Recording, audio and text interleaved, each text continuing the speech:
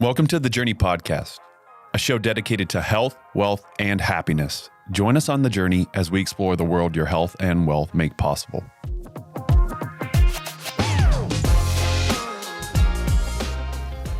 Welcome back to the Journey Podcast. Today we are joined by my colleague Michael Baker for his second appearance.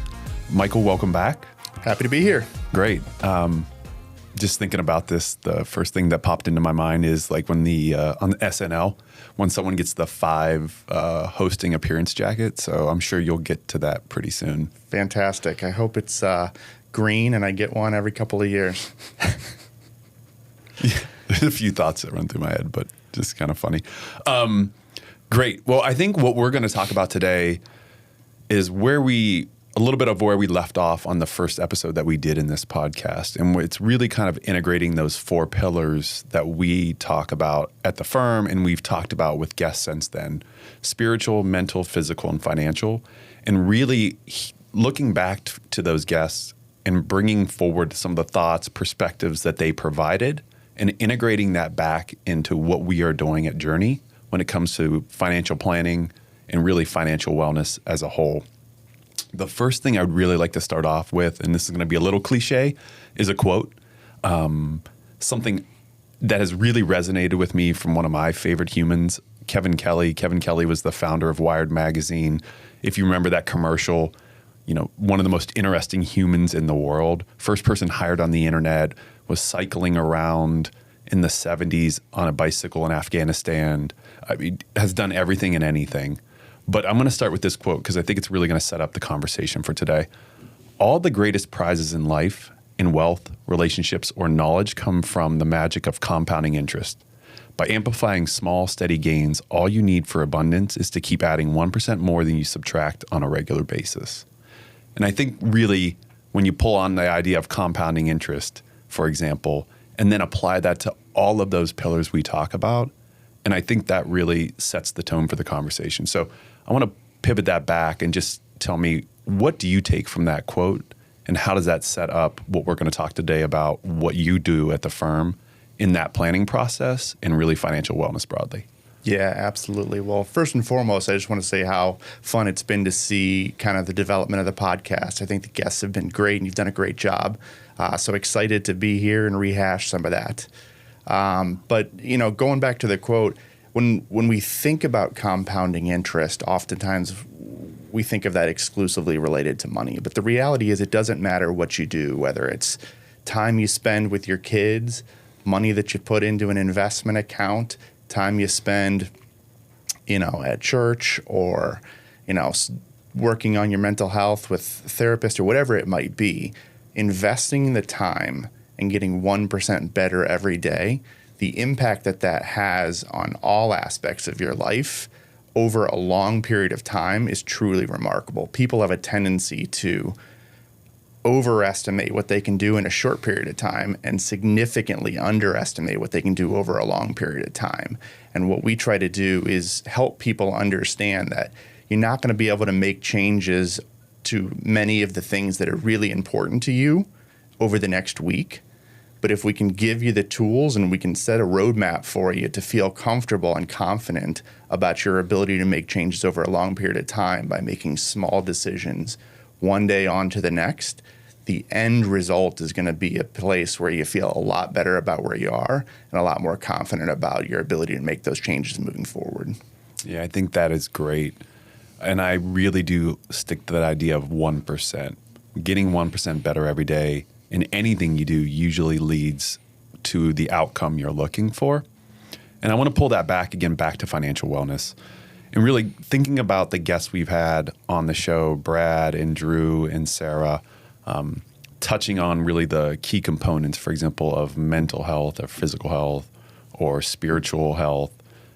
What foundationally is key for all of those things is financial wellness. And having a strong financial base or foundation really kind of sets the tone and allows you to take a bigger leap, for example, one of those other 3 key pillars. How do you think about that financial wellness piece in the clients you're working with?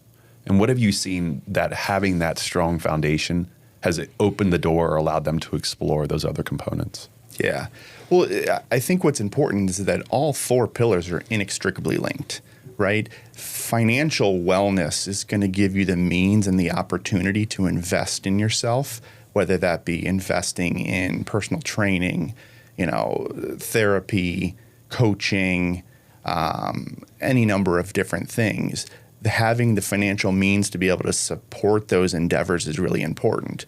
But the flip side to that is if you don't take the time to invest your time, talent, and treasure into developing the person that you want to be, that will have an impact on your ability to generate the financial base that's going to support your ability to continue to develop in those areas. So I think it's really important, and we talk about this often at Journey, is that you can't look at one independently, but understanding that the investment in the other areas will lead to continued growth from a financial perspective is really the differentiator, and where we're seeing a lot of our clients start to really wrap their arms around and appreciate what it is that we're trying to bring to them.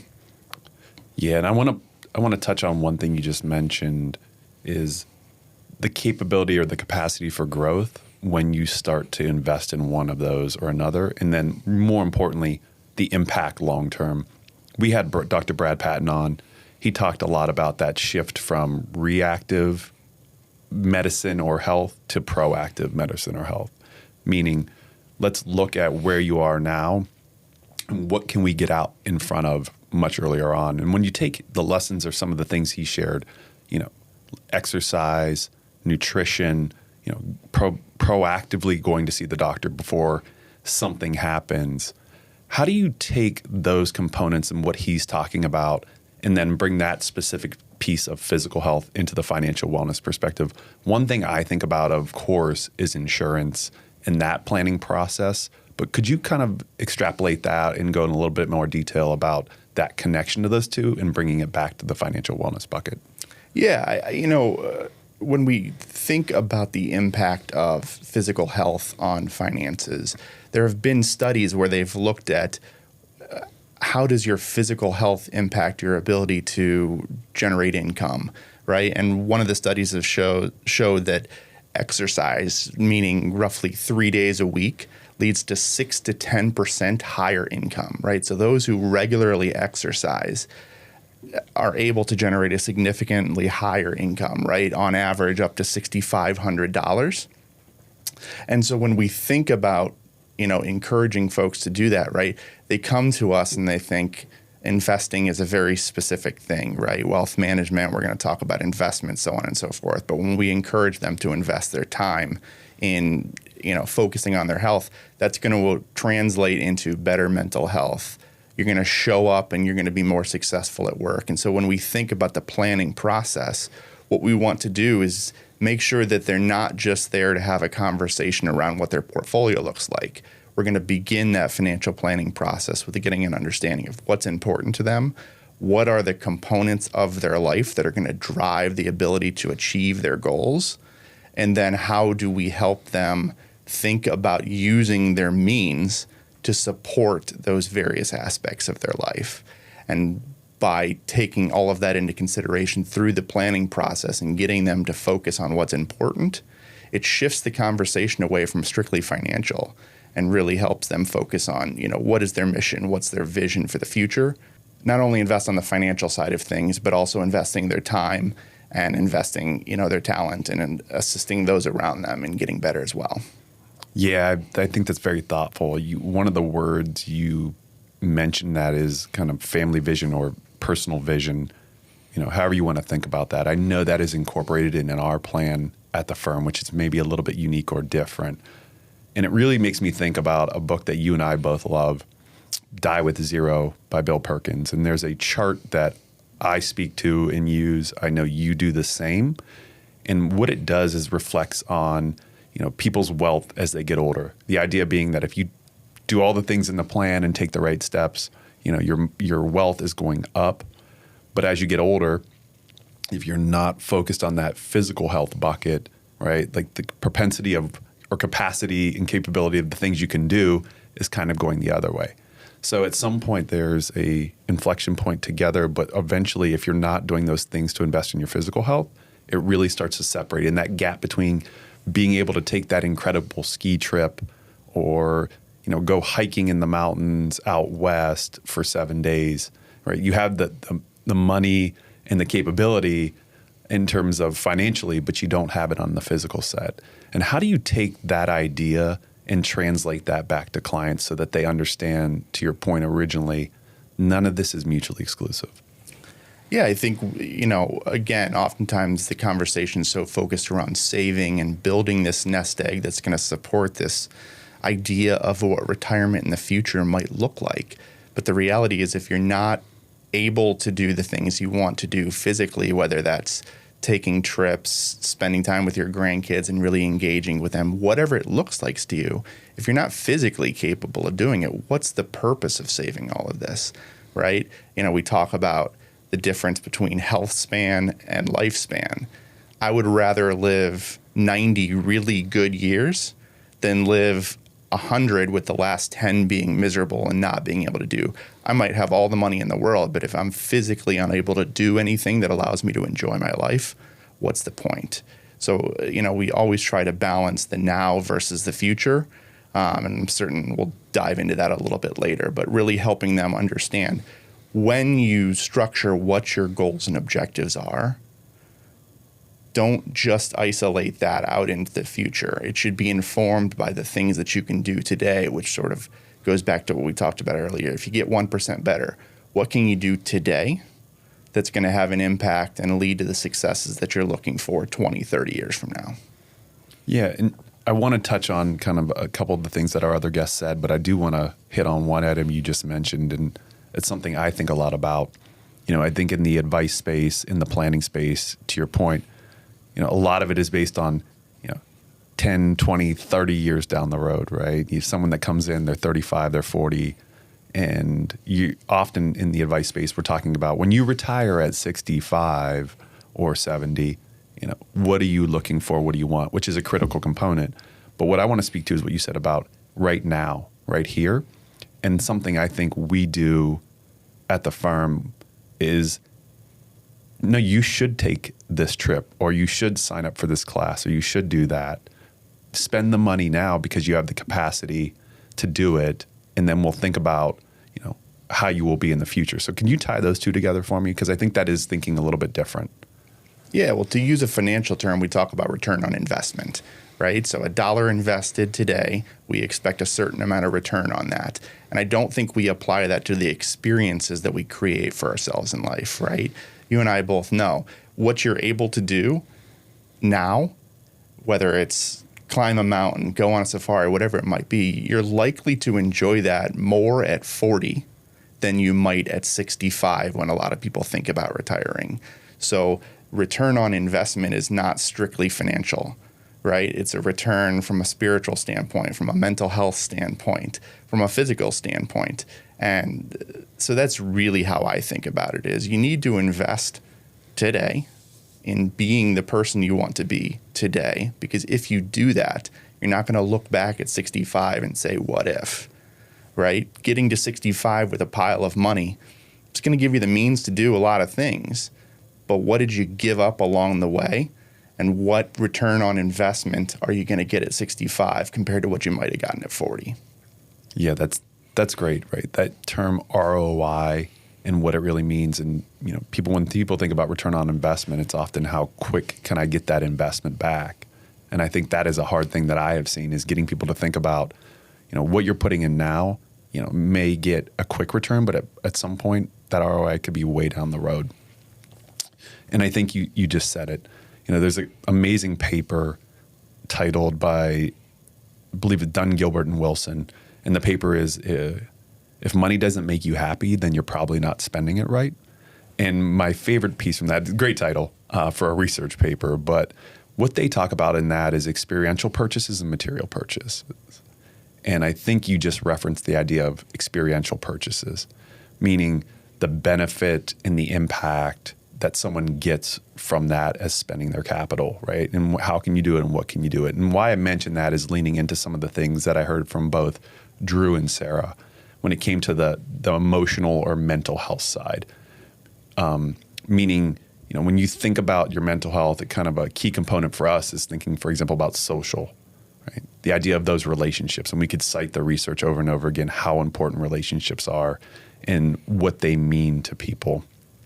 So could you touch on the idea that how we connect those dots for people, meaning, when you think about spending on those trips, or you think about, your relationships and the social and emotional health aspect, how you're integrating that in. I know we talk a little bit about, what wealth means to people. We touch on core values at the firm.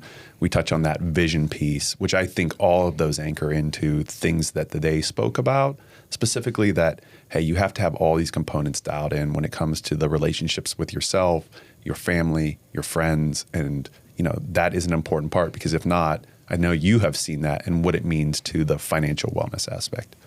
Yeah, I think it's really important, and I'll use an example for myself. When we think about what our family vision is, and we've recently been thinking about this a lot, and I've used this phrase several times already today, right? We want to invest our time, talent, and treasure to support our family, support our community, and invest in the things that we want to do to make sure that we're living the lives we believe we deserve and we want, right? And so as, a family, what are we doing? How are we connecting with those around us? How are we setting time aside to make sure that we're investing in each other? We're investing in our community. We're investing in experiences.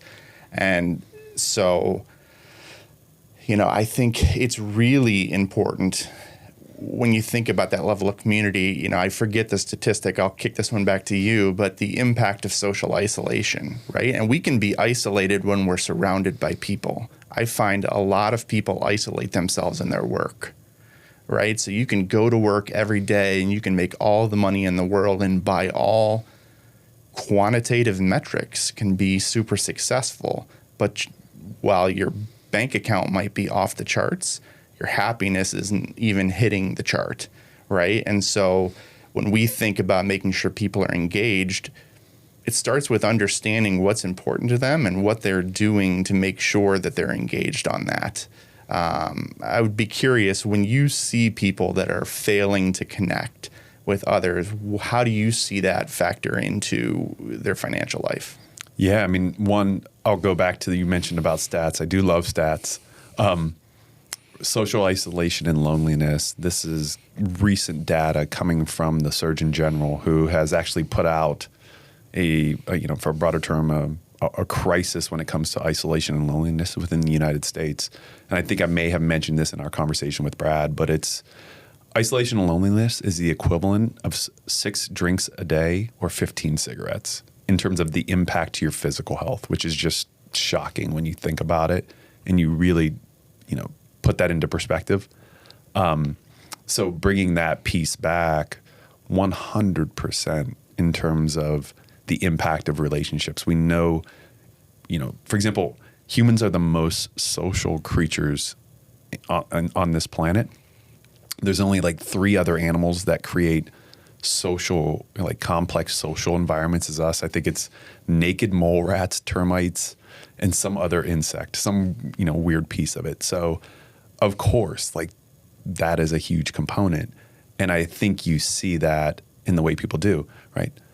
As a coach who works with executives and a lot of entrepreneurs and business owners, right? You and I both know the time it takes to get those businesses off the ground, to grow them, and the work that goes into it. The hours, the commitment, and the stress is off the charts. The same with C-suite executives. I came from a world in terms of sales where you have people on the road, 40, 50, weeks a year. Right. And that disconnect from that community and the relationships they have is huge. And what do they do with that isolation? Meaning those relationships become fractured. So how are they trying to find connection? Right. They may be doing that through, spending habits, buying material goods or possessions to kind of fill a certain void. It could be fractured relationships with family. Right. You and I know statistically, when it comes to legacy planning. By the second generation, and we may have mentioned this in the first conversation, by the second generation, 70% of family wealth goes away. By the third generation, 90%. What's really interesting about that is the reason that happens is 85% of it is driven by communication or lack thereof. Back to that relationship piece. So when you look at it, it's fractured across the board, right? For example, and Sarah and I mentioned this, and we had a conversation on it, so I just want to kind of pull some of the pieces she specifically spoke to. But, divorce over the age of 50 has doubled the last 20 years and expected to triple by 2030. When they've started to look at that data, a lot of that is a disconnect in those relationships, and also kind of some of the spiritual components about purpose and why that Drew talked about. So I think to your point, what I have seen, and I think what we see at the firm is, of those four pillars, like at some point when one of those is fractured, and specifically we're talking about relationships, it completely drips into the financial wellness bucket and all the things that drive that home. And I would, again, throw it back to you because you are the head of experience and planning at the firm. You see this on a daily basis, not only at this firm, but in your previous career. So love to hear just one specific story that you could share where you have seen, I'd love to see the positive one and the negative one, if you wouldn't mind.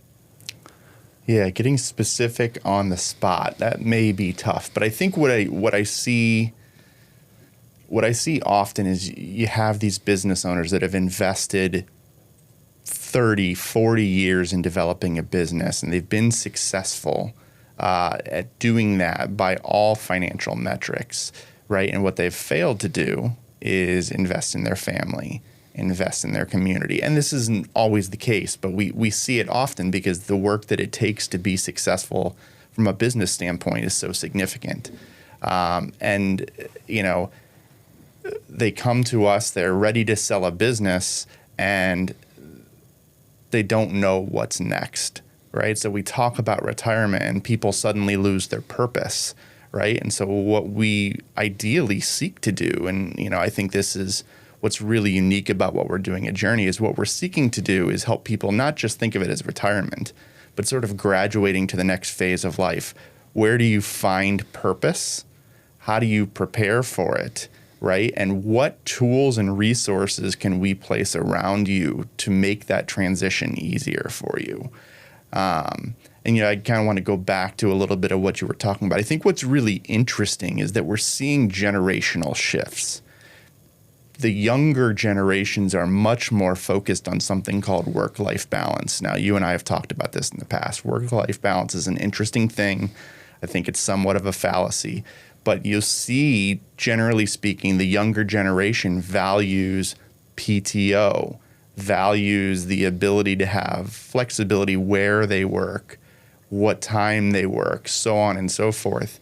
But we've also seen an increase in two-income households, right? What are the implications there as we think about engagement with children and the responsibilities of mothers and fathers and how they're engaging with their children with the various activities? And that all has implications from a financial standpoint, right? But I think what we're seeing is those that lean into what they value are finding ways to support those things. Whereas if they strictly focus on putting food on the table, going back to a 1950s sort of mentality, they lose that connection with their family. And I see all too often the fathers specifically trying to make up for lost time with children that are busy raising their own kids, right? And so you see it try to manifest into grandchildren, things like that. So I think it's really important, and this is one of the things we noticed, is you can't just think about the future. You need to identify what's important and invest in it today, because you can't get the time back.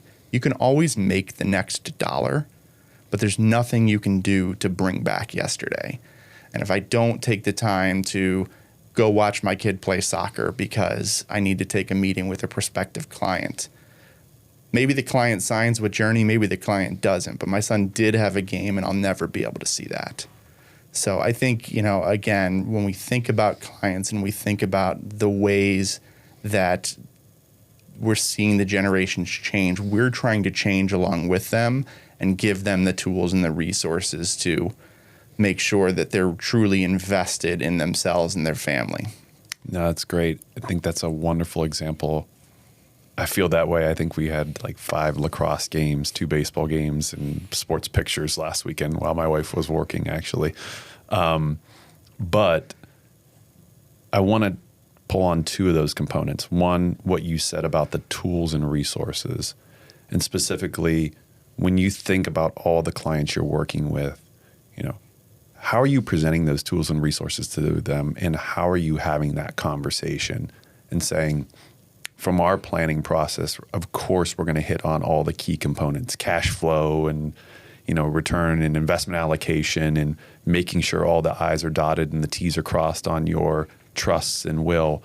But talk to me about some of those other tools and how you're integrating that into the planning process, because I think that is the theme that I've heard from the guests we have had, on the last few shows. What we talked about the first time is really surrounding those people with those tools and integrating that, like truly integrating that into the conversation and the planning process.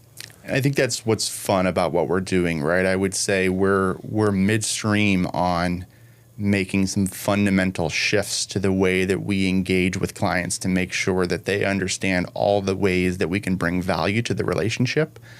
But, to answer your question specifically, it all really starts in the beginning of the planning process, right? So rather than diving into the quantitative side of things and getting an understanding, that's obviously important.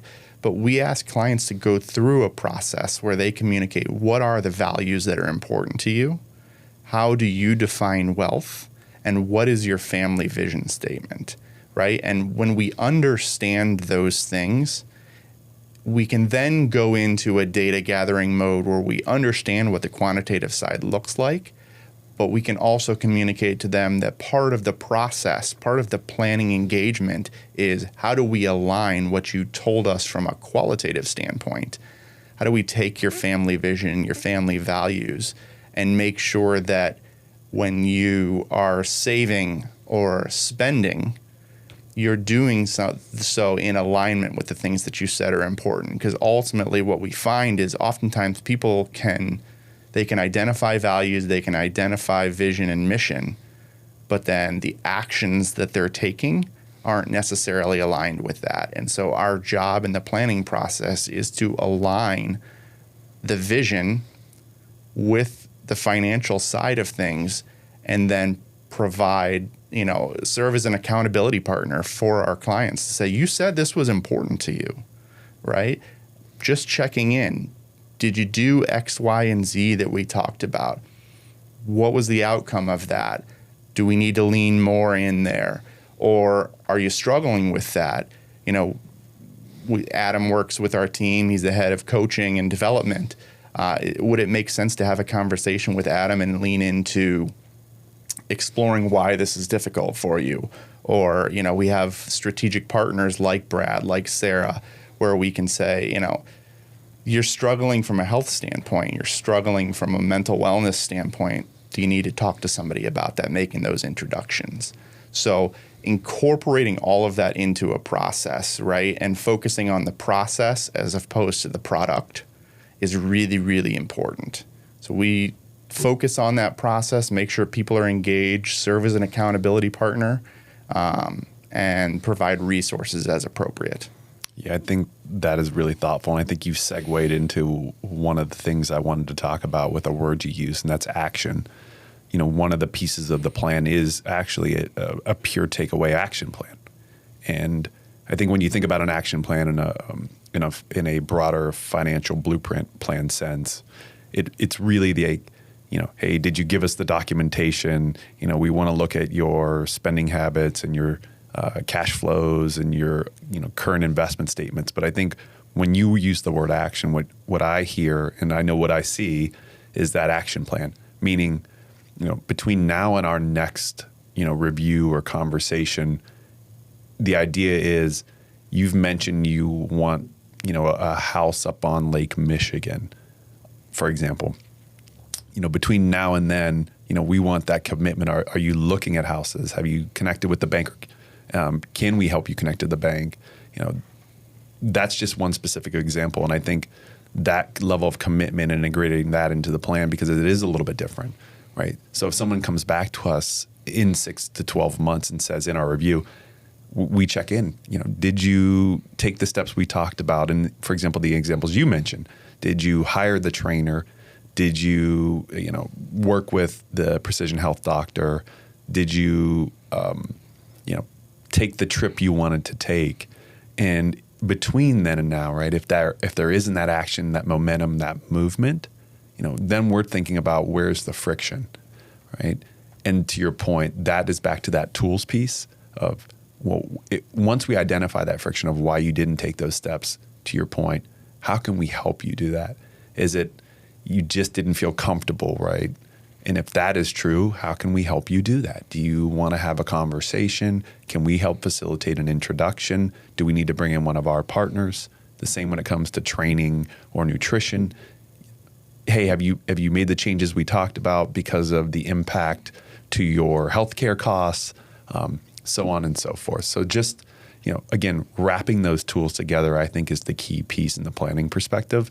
And you mentioned this is something that is really now kind of ingrained in our DNA.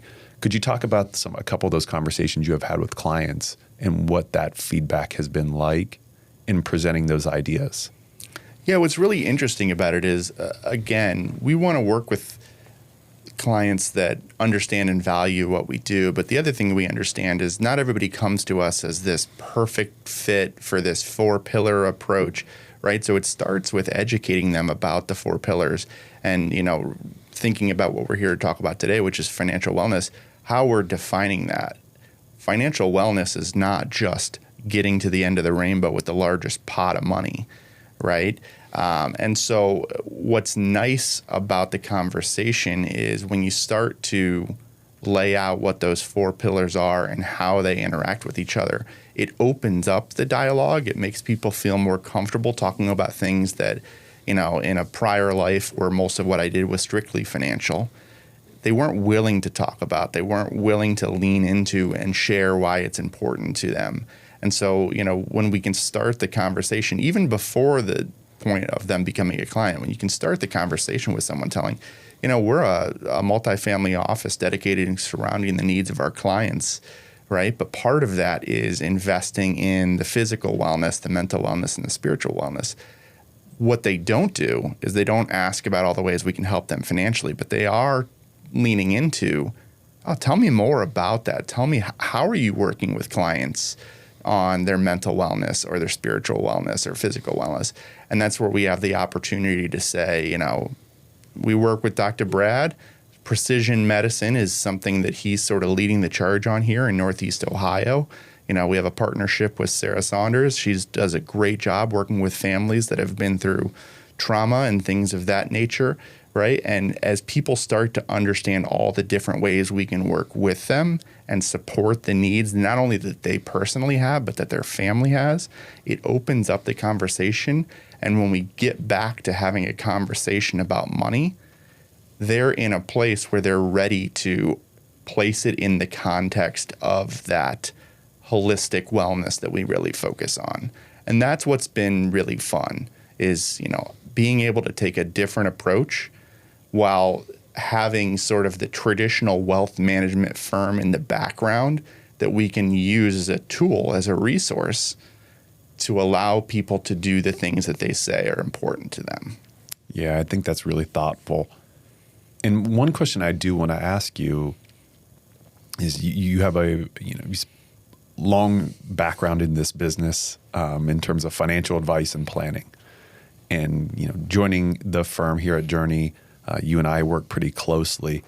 Would love to hear, based upon your background in time in this industry and now coming on board Journey and integrating a lot of these components in, you mentioned in our conversation, your family specifically and how you're bringing this home. Would love for you to just talk a little bit more about how this approach has now kind of, for you, transitioned into your own personal world and what that kind of has done in terms of your personal and professional approach. Yeah, I mean, I'll be candid with you. It's life-changing, right? I was fortunate to work with a number of members of the team at a prior firm. So I knew that the people that I was coming to work with at Journey were the type of people that I wanted to work with. And I think, again, that goes back to the isolation, right? I'm invested in work because I enjoy what I do. I enjoy the people that I do it with. And I believe in what we're trying to do to change the industry for the better. But, thinking about the 4 pillars of wellness, right? Getting my family engaged, right? So we've joined the gym. We go to the gym together, right? My wife and I are having conversations. What should our values be? How do we communicate those values to our children? How do we deal with stressful situations, whether that's around family dynamic, financial dynamics, whatever it might be? It is equipping me with the tools to really lean into those and make sure that, I'm investing in my family. And it's interesting because, my wife has been through some of the exercises now, and she sort of laughs. She's like, "This is hard." I'm like, "It is hard, and that should tell you something, right?" And so I know there's value. I see it. I see the way that it impacts our family. I see the way that it impacts the clients that we're fortunate enough to get to work with. But I also see the excitement at Journey and what we're building and what the future is going to look like. And I know that my ability to be a part of that is a core part of feeling good, building the happiness, and living the life that I want to live. I mean, that's wonderful. I mean, that's the stuff that, to your point, gets me excited every day. Is one thing TJ talked about, for example, when he was on, is the idea of like excited to get up, excited to show to work, the people we work with, and when a lot of those things are aligned, the outcome with all of our clients is really dialed in. So to hear that, and I appreciate you sharing it, because it does resonate kind of across the board. Again, and the next question I had is, again, back kind of tying some of that into now, as someone with the expertise in planning that you do have, or the insight in planning, what is your favorite part now of the planning process when you take these tools and these pillars and bring them into what you're doing versus maybe 10, 15 years ago? Yeah, well, it starts with accuracy, right? We have to get the quantitative side of things correct, right? But what's different about it, and what I enjoy most now, is the context that we can place around that, right? So the ability to have a client say, "I want to do this." Historically, the answer was yes, you can, or no, you can't. And, it revolved around Monte Carlo scores. And now it's really, I can look at a Monte Carlo score and say, okay, here's the problem. Here are different levers you can pull, but we don't want to sell out today, in exchange for some future that we may never have, right? The reality is tomorrow is not promised. And so, again, the ability to serve as that accountability partner and say, "Hey, you said this was important to you. Guess what? Your plan is still fine," right? We're fortunate enough to work with people that, generally speaking, the math equation is solved. But what isn't necessarily solved is they're not doing the things they say they want to do. They haven't reached alignment from a spiritual standpoint, from a physical standpoint, mental standpoint, right? And so leveraging our team and the expertise that we have from a financial planning standpoint and executing from an investment standpoint allows us to not decouple, but focus less on that side, or more appropriately, get people to understand this is a tool. This is one resource, right? We've got you from a financial standpoint. We're asking you, rather than focusing on that next dollar, focus on the things you said are important. And the clients are responding really well to that. And it's leading to some really rewarding conversations, both for them, but also for us. And that's a win. That's great. I mean, to be able for that to be the impact you have every day with each and every client, I think is truly living your authentic self on top of it. And using that term authentic self, I have 2 questions I want to ask you. I know you're an avid reader. So when you're thinking about books you have been tapping into lately, or maybe sharing with clients, is there one we can leave for the audience that you really love that tie together some of these themes we've talked about and what our past guests have reflected upon? Yes, and it has very little to do with our profession. It has very little to do with the conversation, but maybe that's not true. So recently, a Gentleman in Moscow has come out as a show, and my wife and I have been watching that. And it follows this path of a person that's confined to a Russian hotel, and if he leaves, he'll be killed by the Russian government. And following along on that journey of someone that's confined, right? But what he doesn't do is he's not isolated because he engages with the people around him. Much of his wealth has been stripped away from him, but he is not poor because he understands they can take away his freedom, but they can't take away his happiness, right? They can't take away his ability to enjoy the life that he can create for himself. So I know it's one of my favorite all-time books. Amor Tolls is the author. I know TJ loves it as well. It's something that I know he's sent to a number of clients, but it's been fun to kind of watch that, revisit the book itself. So that's one I would encourage anybody to read because it's educational, but it's also just a blast to read. You can't put it down. Comical, informational, amazing. That's great. Thank you for sharing. The other one, and you've used this term just now, the word create. And what I want to do is tie together, the last 3-4 guests we have had, the conversation you have had today, what we are doing at Journey. And what I really believe is we are creating a place in a community that is different or differentiated, and giving people a new approach and allowing them to live that life that they want to live. So when I think about create, I'm going to think about the rest of this year, and a term I've said over and over at the end for each of our guests, misogi, came from one of my favorite books, why I mentioned it, The Comfort Crisis. What are you creating for yourself through the end of this year? Or what is your misogi? What are you creating as, hey, this is my big hard thing as we think about that?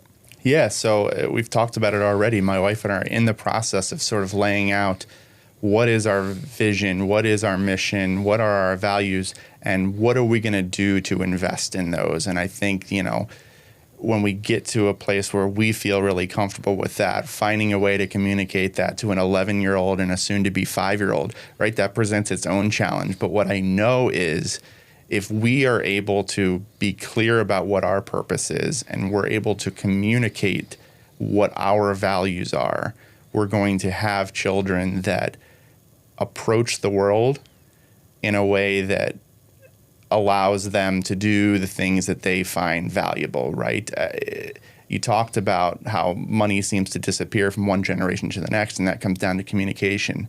We're focused on raising children. That's the stage of life that we're in. Everything we do from the time we leave seems to revolve around a child going to one place or another. But what's really important to us is making sure they understand what's important to us, what kind of people we want to be, and that they have the ability to think for themselves, extract what they want from what we say, but have a clear vision for the kind of person that they want to be, and to have the tools and resources that allow them to execute on that vision. I think that's great, because I think when I think about misogi, the idea is something hard, and that is a different approach to something hard, right? Explaining all that to a 5-year-old, I have a 6-year-old, as we've talked about. Yeah, I don't envy that conversation. It's going to be very interesting, but I think that's it, right? It's that idea, that level of commitment of doing something that is really tough and bringing that to fruition. So I really appreciate you sharing. And lastly, I really appreciate you joining me today. I know they can find, much like my writing, your writing on your LinkedIn profile, finding us at journeywealth.com.